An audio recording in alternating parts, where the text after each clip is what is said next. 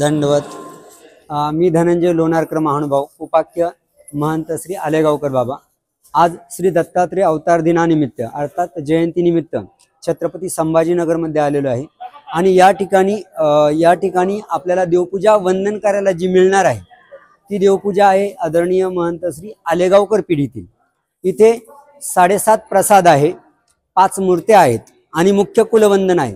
त्या 5 मूर्त्यांमध्ये रिद्धपूरच्या राजमठातील मूर्ती आहे, एक द्वारका दर्शनची मूर्ती आहे, एक रामटेकची मूर्ती आहे आणि मुख्य कुलवंदन जे आहे ते या पद्धतीने आहे। या ठिकाणी हा जो विशेष आहे तो विशेष आहे आसन छिन्नस्थळीचा। त्याच्यावरती तांब लावलेला आहे। ते तांब स्वामींनी ज्या 5 लिंगांना नमस्कार केला त्या 5 लिंगांपैकी अळजपूरचा अंबिनाथाचा तांब आहे हे यात, म्हणजे अंबिनाथाचा तांब आणि खाली आसन छिन्नस्थळीचा विशेष जो साधारणपणे 350 ते 400 वर्षापूर्वीचा आहे। त्यानंतर त्याच्या शेजारी जे आहे ते रुद्धपूरच्या श्रीप्रभू बाबा ज्या राजमठात राहत होते त्या राजमठाची वीट आहे आणि त्या राजमठामध्ये राहत असताना श्रीप्रभू बाबांचा अनेक वेळा स्पर्श व्हायचा। यानंतर एक महत्वाचा विशेष आहे जो पंथात एकमेव आहे, हा आहे 43 स्थानांचा विशेष, ज्यामध्ये शिन्नर, पुंतांबा, डोमेग्राम असा गंगा तीरातील अनेक स्थानांचे विशेष, माहूरचा, रुद्धपूरचा, रामटेकचा आणि मनसर असे 43 स्थानांचे विशेष याच्यात आहे। या विशेषाची दुसरी खासियत अशी आहे की याच्यात तुम्हाला ओटा, माळी, शेवण, भौरी, पानं, खांब आणि कळशी, मूर्ती असे संपूर्ण देवपूजेची पेटी तुम्हाला यात दिसेल। सोबतच याच्यात 4 प्रसाद तुल्य विशेष आहे, छिन्नस्थळी, गुढा, पिवळ तळोली आणि क्षेत्रखाज। ती चौथी खासियत अशी की याच्यात 5 अवताराच्या संबंधित, जर फलटणला पान फेकलेल्या श्री कृष्ण महाराजांचा संबंध आहे म्हटलं तर 5 अवतार, नाहीतर मग श्री दत्तात्रय प्रभू, श्री चक्रपाणी प्रभू, श्री गोविंद प्रभू आणि श्री चक्रधर स्वामी अशा 4 अवताराचा या ठिकाणी या विशेषाला संबंध आहे। असे विशेष आहे तिथले, असे 4 वैशिष्ट्ये या विशेषाचे आहे। त्यानंतर पुढचा जो विशेष आहे तो माहूरचा श्री दत्तात्रय प्रभूंचा, आपल्या पंथाला ज्ञानमार्गाला अधिकार असलेल्या श्री दत्तात्रय प्रभूंचा हा माहूरचा विशेष आहे।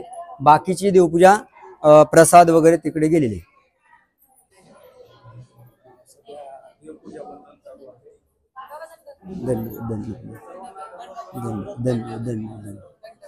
ओटा पुढे गेला का? हा बर, दंडवत प्रणाम।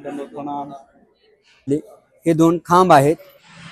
त्यानंतर इथून प्रसाद सुरू झालेले, यात काही वस्त्र प्रसाद आहेत, काही कर्दमाचे प्रसाद आहे, असे 7.5 जोड आहेत।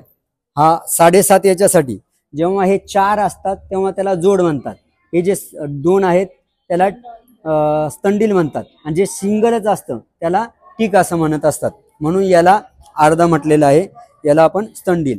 हे आहे जोड, प्रसाद जोड। मुलाच्या हातात नका देऊ।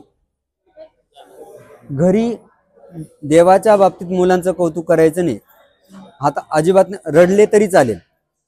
हा प्रसाद 2 आहे, हे याला पूर्ण प्रसाद जोड म्हणतात, याला जोड असं म्हणतात। पहिलं जे गेले त्याला स्तंडील म्हणतात। हा प्रसाद आहे, याच्यात एक जे आहे ते वस्त्र प्रसाद आहे एका बाजूचा आणि बाकी कर्दमाचे आहेत। हे पण वस्त्र प्रसाद आहे, पुढचे पण वस्त्र प्रसाद आहे। आणि या वस्त्रांमध्ये जेवढे काही वेगवेगळे आहेत वेगवेगळ्या संबंधातली, ही जी श्रीमूर्ती आहे ही मूर्ती श्री गोविंदप्रभू बाबांच्या संबंधित, जिथे श्री गोविंदप्रभू बाबांनी द्वारका दर्शन लक्ष्मींद्र भट्टांना दाखवलं तिथली मूर्ती आहे। भैरव बुरुजाच्या शेजारी जे मंदिर आहे ते द्वारका दर्शन। आणि ही आहे, ही बघा खूप जुनी मूर्ती आहे, ही आहे रामटेकची ही मूर्ती आहे, भोगराम ज्याला आपण म्हणतो असतो, खूप जुनी आहे। तुम्ही अजून जवळ जर बघितलं त्याची कलाकुसर अत्यंत एखाद्या मशीन सारखी आहे। अशी ही संपूर्ण देवपूजा महंत आलेगावकर पिढीतली ही संपूर्ण आहे. या वेगळी देवपूजा आहे. तुम्हाला करायची असेल जाळीच्या देवाला यायचं आणि निवांतपणे करत बसायचं.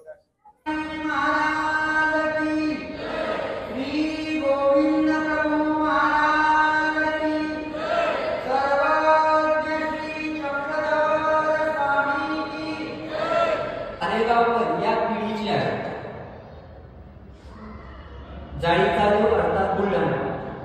तर त्या ठिकाणाहून आज जी देवपूजा आलेली आहे त्या देवपूजेमध्ये अनेक महत्वाचे विशेष आहेत. आता बऱ्याच जणांनी मला खरं सांगू का क्यू पण येते लाज पण वाटते.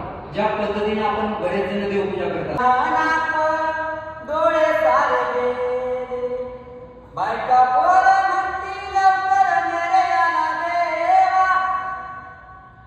म्हातारपण आल्याशिवाय काही खरं नाही असं कळत नाही. अरळकाला तसंच झालं.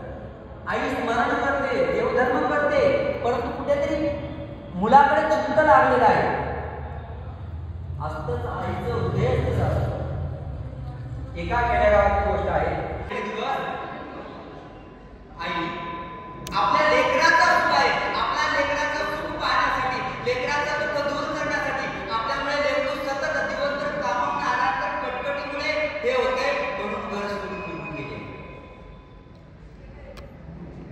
ज्या आईने अर्धपोटी राहून मुलाला वाढवलेलं होतं, गावाला कष्ट करून मुलाला शिक्षण दिलेलं होतं, त्याच्यासाठी स्वतः फाटकं लुगडं घातलेलं होतं, वर्षावर्ष गाठीवरती भागवलेलं होतं. त्या आईची जेव्हा आईशी सुखाचे दिवस आले पण माझा मुलगा माझ्यामुळे नवरा बायको त्यांच्यात भांडण होतात म्हणून आईने घर सोडलं.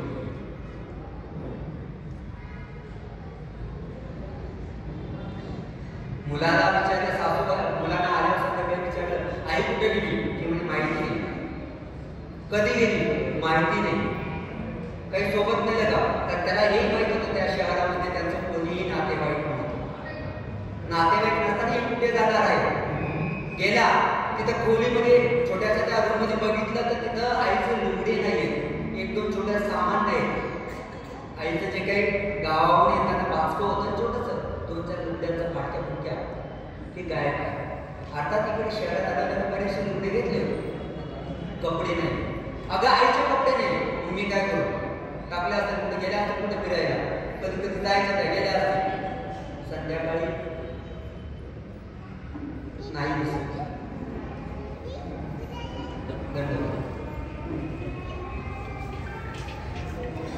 नगर येथील सप्तपदी मंगल कार्यालय या ठिकाणी श्री दत्तप्रभू अवतार दिनानिमित्त भव्य महाप्रसादाचं आयोजन या ठिकाणी केलेलं आहे.